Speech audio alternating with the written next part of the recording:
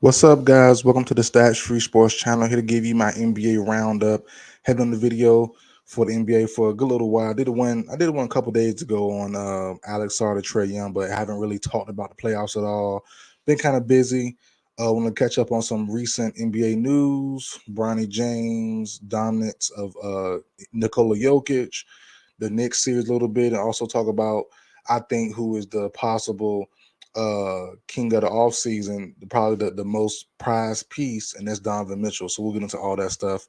Let's get into it, guys. So first off, let's talk about the reigning NBA champions and the probably the two-time champions once it's all said and done, the Denver Nuggets. And Nikola Jokic, look at his numbers real quick. I know I don't like numbers, and the numbers don't tell the true story, and I'm getting into that in this video as well about Nikola Jokic's numbers don't tell the true story, but he was dominant. He was dominant last night versus the Timberwolves game five. He went off, plain and simple. Unguardable, 40 points, 15 for 22, 2 for 3 from the 3 point line, 7 rebounds, 13 assists, 2 steals, 1 block.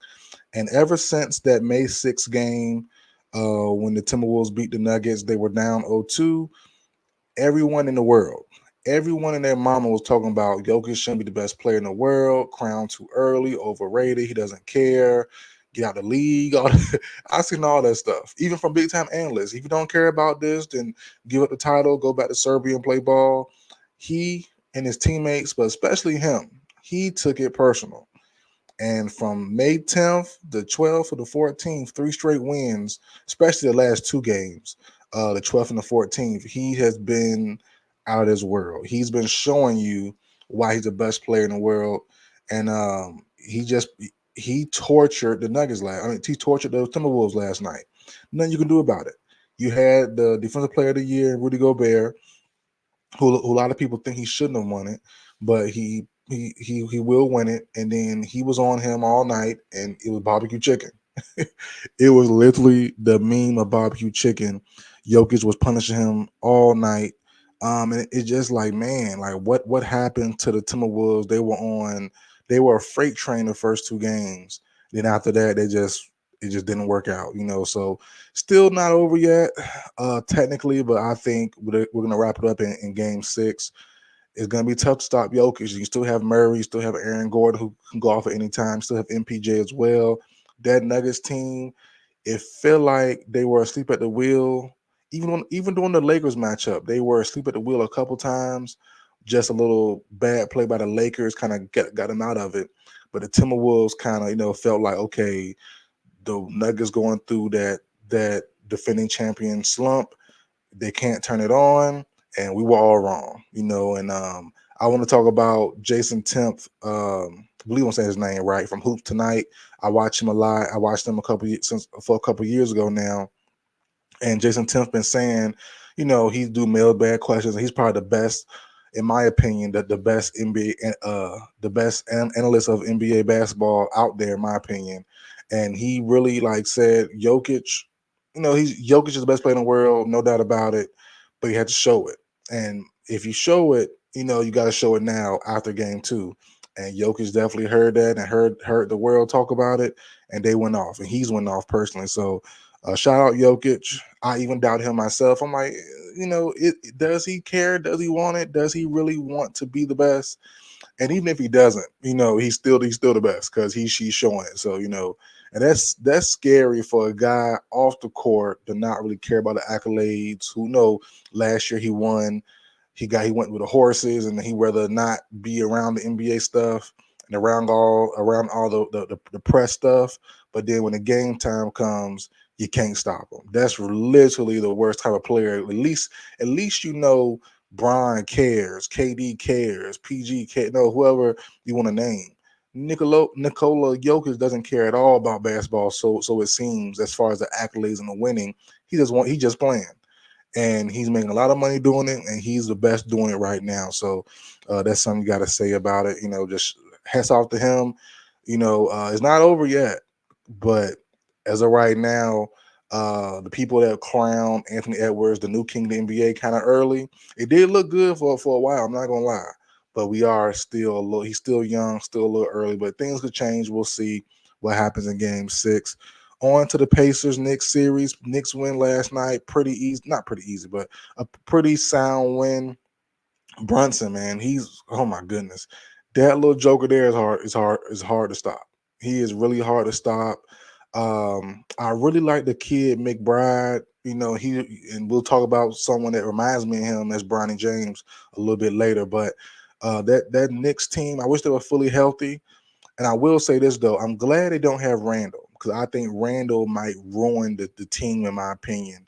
Bring back Bogdanovich, bring back OG, obviously, but I think it's a good thing Randall's definitely gone. I still believe that they're going to try and package Randall off somewhere else and try to get another star player. Whether it be Donovan Mitchell or PG or someone that they're going to try and do a sign and trade or a trade in general, and then bring in a better player to fit with them instead of going with Randall. So we'll see what happens there. But Randall's future, but I think it's a good thing.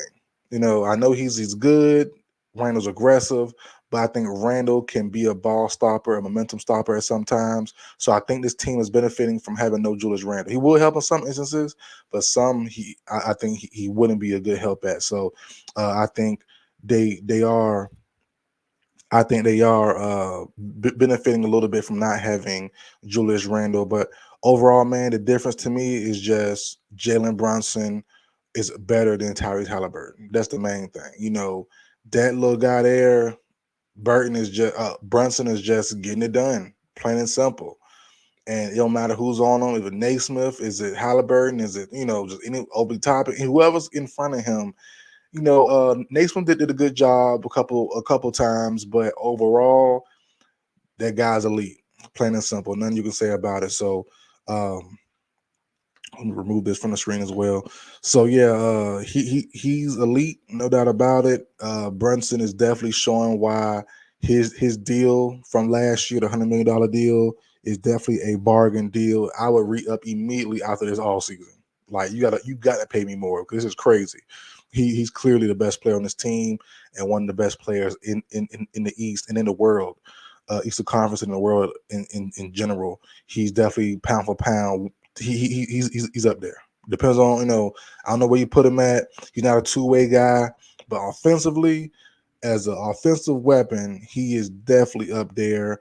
And I do want him to not be so ball hoggish, but that's come with being a star player though. Because he definitely, in my opinion, for them lost game 4. He was just passed and try to go for the 3-point foul. It might have could have been a different outcome, or at least been a little bit closer.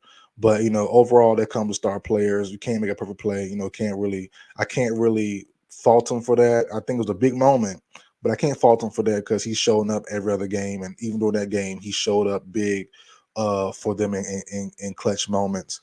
Um, the Pacers not out of it yet. I do think this will go game 7, and you see every game, almost every game in this series, that the Knicks get out to a good lead. 20 points, 15 points, 14 points, and then you look up, and then the game comes back to 3, 4, 2. Pacers tied up. Pacers get the lead or something like that. So Knicks got to be careful because even though they're the fan favorite, everyone's rooting for them, everything's looking good for them. I still think the Pacers have a good chance. Halliburton has played well. If you can get more out of Miles Turner, more out of Naismith for some of those role player guys around them, I think there's a chance they could still win this series. I know they're not the favorites, but I do think the Pacers can still have the upset and win the next 2 games, especially with the injuries that the Knicks have with Bogdanovich still out. I don't know how long he's out for, but OG's out, so they've been doing good. Guys are stepping up. Hartenstein, DiVincenzo, McBride. The list goes on. Alec Burke, who's a veteran, who's been around for a long time, been playing well for a long time as well. Good role player, good strong role player. But you have to bring it 2 more, or at least 1 more game, but really 2 more games because I do think this will go 7. So, uh, also Tom Thibodeau. If your team is getting blown out, give your guys a rest. Don't have them on the floor for a prolonged period when they're getting their tail busted like they did in game 4. Give them an early rest. If it's not your night, it's not your night.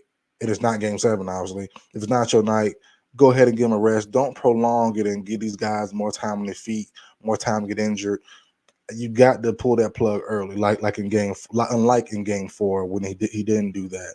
So so I think the Knicks Pacers go 7. I don't know who's going to win right now because the Knicks are definitely depleted for some of their good star players or good players, but they definitely have been playing rough and tough and well without them in certain instances. So we'll see what goes there. On to Donovan Mitchell. We've seen rumors now that the Nets and the Lakers are reportedly geared up. All arms, all assets are available, or most assets are available to get Donovan Mitchell.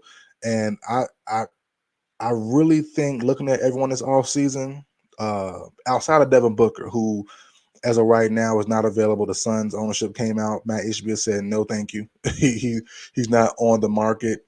I don't know if he said it personally, but I know the rumors came out or a report came out saying he's not available. But outside of Devin Booker, I think Donovan Mitchell is the most highly sought after player this offseason.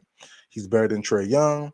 He's better, in my opinion, than PG. If he's not better, at least younger. PG is a better two-way player, but Donovan Mitchell is like that. He's shown that in Utah, and playoff times comes, he's going to give you 30, 40 plus. He's going to give you 30, 40 plus now when he's healthy. And I think he's a lot of teams' dream scenario, dream fit. Pairing Donovan Mitchell with LeBron and AD, he's the perfect guy. He is what you want. He's not a perfect player. He's not a perfect player at all. Don't get it twisted. But he's the perfect guy, like a Kyrie Irving, to take the pressure off LeBron. Donovan Mitchell will not be scared to go score. If LeBron passing the ball, take over the game, take over the entire game for the rest of the game, Mitchell can definitely do that. We've seen it. Mitchell can definitely do that. And then you give him an AD and LeBron as his sidekicks. I would love to see Mitchell in LA. I don't know if it happens. I hope it does, just for to see LeBron have a true number two, true number three ish. Because Davis is number two, but he acts funny sometimes, but really a number two as far as a playmaking guard goes, as more of what I meant. So if you got to trade the farm and trade the house to get Mitchell, a big three of Mitchell, LeBron, and AD to me is very, very strong. If all three can stay healthy, obviously, I think that does push LA into a title contending team, and I think they were this year. But I think Vandal being hurt, a couple guys not really playing well like how we thought, D'Lo being inconsistent. If you can swap out D'Lo and a couple of Gabe Vincent, some more guys and picks, and Rui, swap them out for Donovan Mitchell, so that's tough. that that is definitely tough. So I think Mitchell is the prize this offseason, not Trae Young, not DeJounte Murray. Like I said, not even KD. Now I've been saying that for a while now. KD is great, all time monster. He's scary, but you don't. And I said this when he went to the Suns last year. You don't trade the farm for KD. He's too old, in my opinion. He's just too old. Too many injury concerns. Age is up there now. You trade the farm for a guy like Mitchell, in my opinion, who's not an uber star like LeBron, KD, Stephen like that, but he's definitely someone who's not scared in the big moments. And he's definitely on the age is on his side. Injuries, he does get banged up sometimes at the worst time, but he's tough. You know, um, we all knew going to this series the Celtics would definitely beat them, no doubt about it. They're a better team. But when he was healthy and when he did show up, he definitely gave them some type of problem. So he's a nightmare. And pairing him with a true duo, a true trio with AD and LeBron, I think is scary. Pairing him with Mikal Bridges gives them a true shot as well. Depending on who they had to trade for him, a key duo of Mikal Bridges, a trio: Mikal Bridges, Nick Claxton, and Mitchell. That's not bad. That's something you got to respect, something you got to worry about. They'll probably keep Cam Johnson also. So, there'll be something that also I wouldn't mind seeing. I've been saying for the longest, the Nets have to build around Mikal Bridges this offseason or trade him this offseason. And obviously adding on Mitchell, adding on DeJounte Murray would be at least trying to do something. Will it work long term? Probably not. but at least you're going to be trying to do something there. So, and on to the last thing, NBA roundup for this one is going to be Bronny James. As we all, I have it not highlights. I have his combine numbers here. Let me, oops, I'm new to StreamYard. Let me hold on. Let me take this off. Stop screen. Go back to the screen. Present. Yes. And go to Bronny James. So this is from Bleacher Report. This is his. Obviously, this is a couple days ago now that the combine draft combine has actually started. But I do have, and everyone probably seen his numbers now as far as his height, weight, and all that stuff, wingspan. So Bronny James, smaller than what we thought, 6'1.5" without shoes. No problem there. We all know people lie about their age, or their height. Excuse me. I lie about my height in football as well. My Jones says 6'1", 310, 6'1", 280. I was 6 foot 310. I was all muscle though, so don't get it twisted. I wasn't a fat little dude. I wasn't fat and chubby, but my jump was definitely a little off. So I'm not concerned there at all. The wingspan is very good to be 6'1.5" without shoes. Then to have 6'7" wingspan, not bad at all. And also eight and a half standing reach, not bad. So overall, I mean, excuse me, 8.2 standing reach. So that's not bad. Not bad at all, man. So I can look more up and down this article here, but you're gonna see pro Bronny James, you're gonna see con anti Bronny James.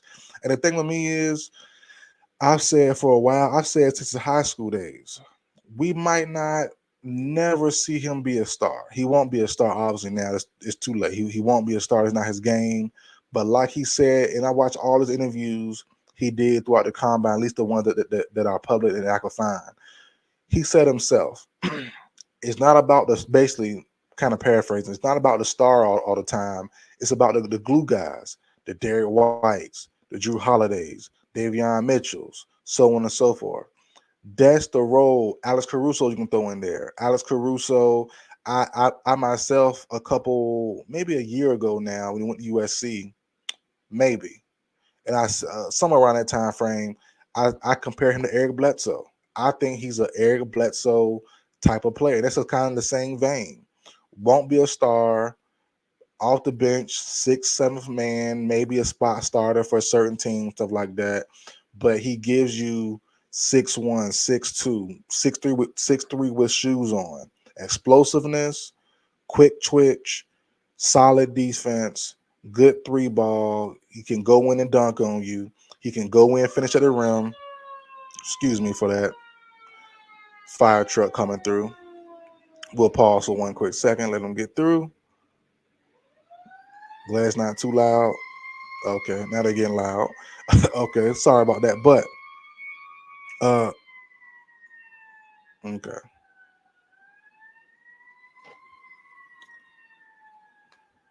Okay. I think they're gone now. So, like I was saying, not another one, please. Okay. Well, like I was saying though, I said a while ago, Bronny James remind me of Eric Bledsoe. And that's type of player, like I said, six man off the bench, seven man off the bench, maybe a starter for a sorry team or something, maybe. And then you have him, in that role where he's a do-it-all guy. Now, I never really understood people say he's not an NBA player. I go to the barbershop and fuss about Bronny James, and we get into debates and arguments. Bronny James definitely had a weird route to get here. He never scored 30 points a game like in high school, never scored that in college, obviously. He scored what? Less than 10 in high school, 4 or 5 points in college.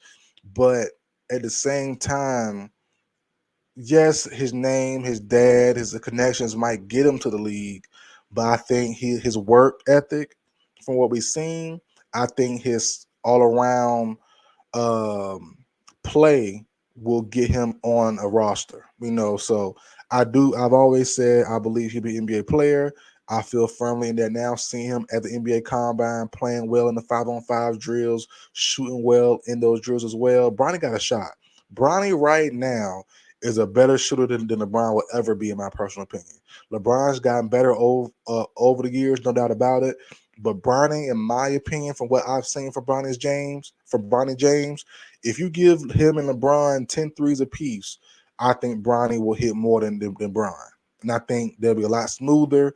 They'll be easier for him. He looks like a natural shooter, just from his form, from how he shoots, from his highlights, and from his the full game as well. Now that shooting didn't carry over to USC, I will say that. But every player is not made for college. Every player isn't made for certain systems. Get them to the pros. Let them be, like I said, a sixth, seventh man off the bench, eighth man off the bench. Let them be in a rotation.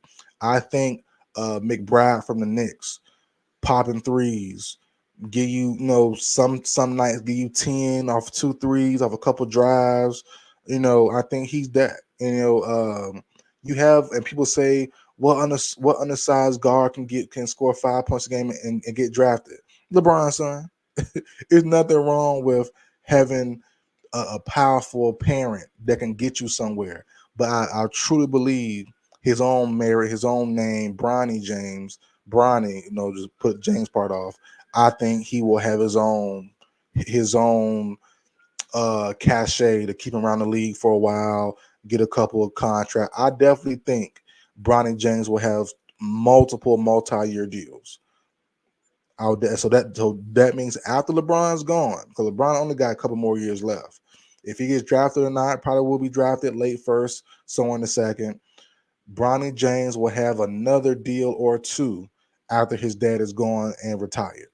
I really believe that, because Bronny James can do it all. He can shoot, he can drive in, tough buckets, good overall player. He doesn't stop the ball. He's not a black hole like Melo and some of these guys. He gets the ball out, makes the right play. He can definitely store up and block on defense. He can definitely stay in front of guys, quick hands, steals. He's a do it all guy. He's a Swiss Army knife. And that's something that you can't get all the time. Some of these guys are one trick ponies. One guy only shoot threes. That's it. No handles. One guy can only dunk on you. Can't shoot. One guy can give you defense. Can't shoot, or whatever. Like, he gives you everything. The only thing I see on him, he's not really a good rebounder. But other than that, he gives you defense. He gives you tough defensive play, hard nosed play, quick hands, quick feet, good shooting, and can drive in and make a tough bucket, or get fouled or pass it out. Like, he's a good overall basketball IQ, and I definitely think he'll be in the league for at least 5 plus years, 6 plus years, no doubt about it. I'm not even hesitating about it. I think he'll be that in the league. Alex Caruso, like I said, the list goes on of 6'1", 6'2" guys who can do it all.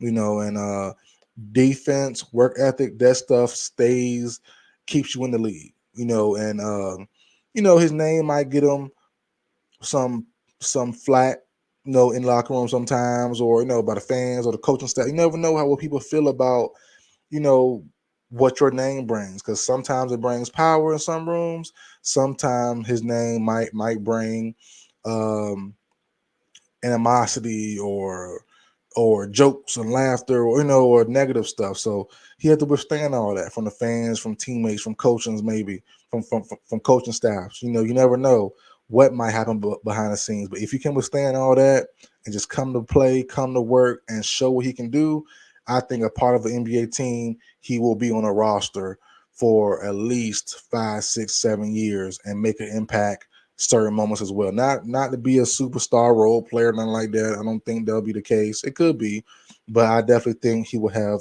a couple of multi-year deals under his belt, make his own money, and I think he'll have some good plays to show from as well. He might bang on somebody, a couple of LeBron style blocks from how we've seen that in college as well, steals, ollie, all that stuff. He can give you all that.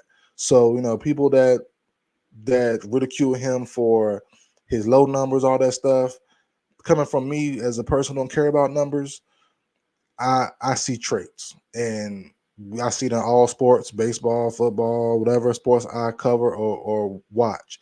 It's not all about what you see now. It's about how you can relate it to the big leagues. And just like some football players, some players get drafted off of strictly straight traits. They're 6'8", 300 pounds, but can dip rip and have techniques and have a quick first step. Just can't do the other little things to get them there. Bronny James is that right now. He's a good 6'2", 6'3" guard, quick feet, shoot, everything you want. It just hasn't really shown on tape, whether it be film, whether it be him. If he had his dad's or another player's mindset to be more aggressive, he might have that 15 a game, 20 a game, but he's not that player, and you can't make him. So I think you put him in a good system, you put him in an NBA team. I think he'll definitely show improve and show why he's an NBA player. And just he doesn't stop the team play. He's a part of the team. He's not the team. That's what people are trying to diminish from him. And you're not a star like your dad. He's not going to be his dad. His dad is one of the best. His dad is one of the top 10 players. I think he's number one for me. But his dad is one of the top, at least you can say top 5, top 10 players at the very least of all time. It's tough. I definitely don't think he would ever be that, but there's a chance he can definitely carve out his own role. 7, 6, 8, 9, 10-year vet, and he can definitely make a name for himself, make his own money, have some impact of his own without his dad. So that's it for the video, guys. NBA Roundup. We covered Jokic and his dominance. We covered Donovan Mitchell and him being the prize of the off season. Um, I said before as well, Devin Booker, if he is moved, I wouldn't mind seeing it, keeping KD and Beal, keeping the old heads in Phoenix, and letting Devin Booker move on to go somewhere else. I wouldn't mind seeing that as well. Paul George to the Magic. I love that. That's my prediction. Not official though, but I did a video on it. I talked about it. I love it. I want to do a prediction video if he does hit the open market, which he might not, because the Clippers are going to a new home as well. So they're going to need all the star power at least for a year or two. So let's bring it back Harden, bringing back Russ, bringing back Paul George, and see what they can have one more run, and then they might try again next year. Or try again the year after the trade him or something like that. So we'll see there, but. Trae Young, I did a video on that just yesterday about Trae Young being moved. I think the Hawks should trade Trae Young, even with no one overall pick. Keep Alex Sarr, obviously draft him, and then you trade Trae Young for Brandon Ingram for the Pelicans. I think that'll be my direction I would take if I'm the Atlanta Hawks. So more videos to come, more roundups to come. I do an NFL roundup soon, especially now. Today, May 15th, NFL schedule is coming out. So definitely want to do a video on my Falcons and look at our schedule and tell you what games I'm going to live and in person, Lord willing, and also tell you predict what our record could be once the schedule is released. So that's it for the video, guys. Like, share, comment, subscribe. I will see you guys next time.